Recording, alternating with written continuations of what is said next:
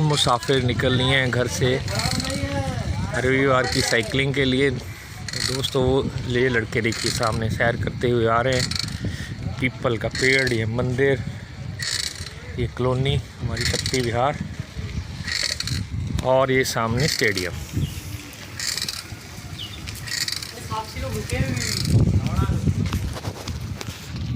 केदारनाथ यात्रा हमारे दोस्त भरत की। तो मैंने उसको बोला कि भाई मारवाड़ी हूँ भाई, दूंगा तो 300 ही, इससे ज़्यादा तो मैं देने वाला नहीं हूँ। तो वो हंसा और बोला चलो ठीक है, आपने मारवाड़ी का बोल दिया तो कोई जीत नहीं पाएगा मोल भाव में। मैंने मारवाड़ी के पास, उसने बताया कि मैंने मारवाड़ी के पास काम किया है तो लोग दिल के अच्छे होते हैं, और मैंने 300 में बात पक्की करी और अपने कमरे में घुसा। अब 12:30 बज चुके थे तो राजेश को फ़ोन किया कि मैं पहुंच गया हूं हरिद्वार और तू सुबह फ़ोन कर देना, बस स्टैंड के पास ही रुका हूं, मैं तुम्हें लेने आ जाऊंगा। राजेश भी शाम को 7 बजे राजस्थान से बस में बैठा था। उसका भी वही हाल था जो मेरा था, मतलब दोनों थके हुए थे। बात ख़त्म करके सो गया।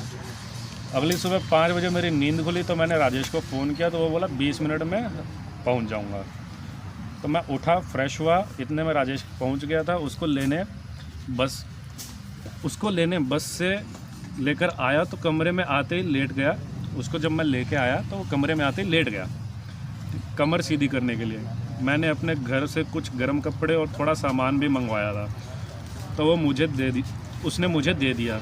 मैंने अपनी बैग में ठूसने लगा। अब घर से खाने का सामान भी आया था तो मेरी माताजी ने भर भर के मेरी पसंद की राजस्थानी खाना भी भेजा था, जिसमें बाजरे की रोटी जो जल्दी ख़राब नहीं होती है, और मिस्सी रोटी, नमकीन मठरी के साथ हम हरी मिर्ची की सब्ज़ी जो राई के साथ में बनाई जाती है।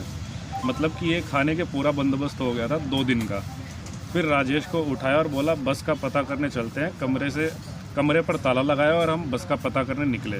तो एक बस मिली 7 बजे की। हमने बोला सामान ले आते हैं, अभी बस की टिकट नहीं लिया था। जैसे ही हम सामान वापस लेने जा रहे थे तो रास्ते में एक भाई ने आवाज़ लगाई कि सोनप्रयाग जाओगे? मैंने कहा हाँ वहीं तो जाना है। तो उसने कहा मेरा टेम्पो ट्रैवलर जा रहा है, बस में 5 सवारी बाकी है। अब उसने 600 रुपये किराया बताया।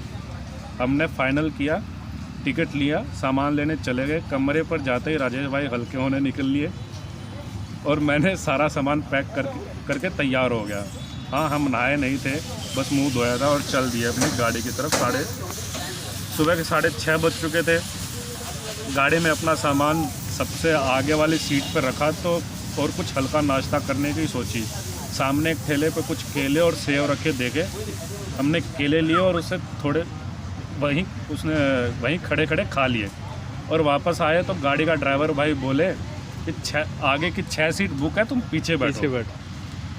अब पीछे तो भाई हालत ख़राब हो जानी थी, पर कोई नहीं, सह लेंगे थोड़ा बोल के हम पीछे 4 लड़कों पीछे बैठ गए।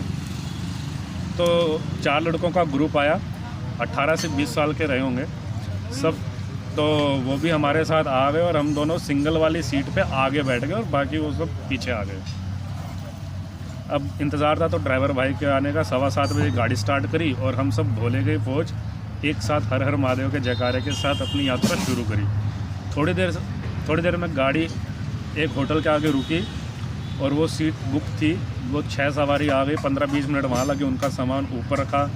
हम फिर निकल दिए अपनी मंजिल की तरफ मस्ती मजाक करते हुए। आगे बढ़े। कुछ देर बाद ऋषिकेश होते हुए शिवपुरी चेक पोस्ट पर सबका नाम लिखकर ड्राइवर साहब ने चेक पोस्ट पर चेक करवाया और 1 घंटे बाद नाश्ते के लिए हम रुके।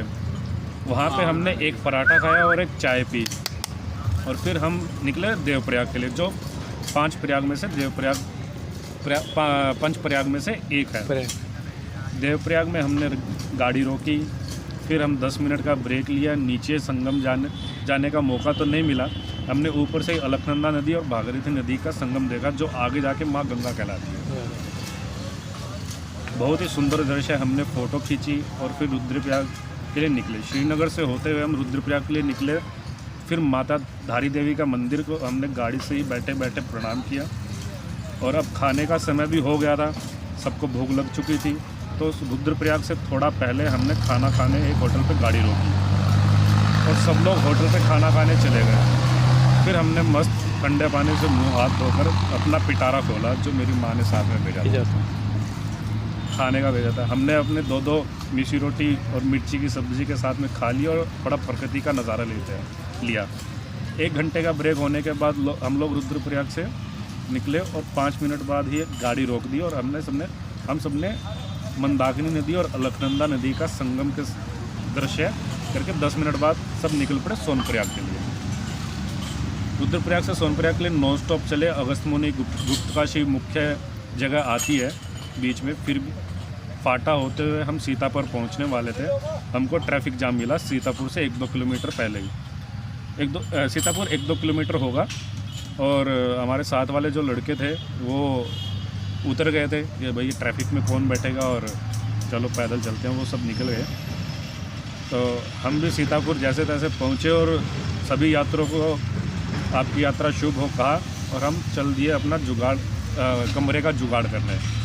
5-6 होटल देखने के बाद 1800 में एक कमरा फाइनल किया जिसमें गीज़र भी था। तो मस्त 2 बाल्टी गर्म पानी से नहाए और फिर अपना खाने का पिटारा लेकर खाना खाने चल दिए। होटल के नीचे एक बढ़िया ढाबा था, तो हमने वहाँ 150 रुपये की थाली और अपने थाली ली और अपने पिटारे में से एक रोटी निकाल ली और खाना खा लिया।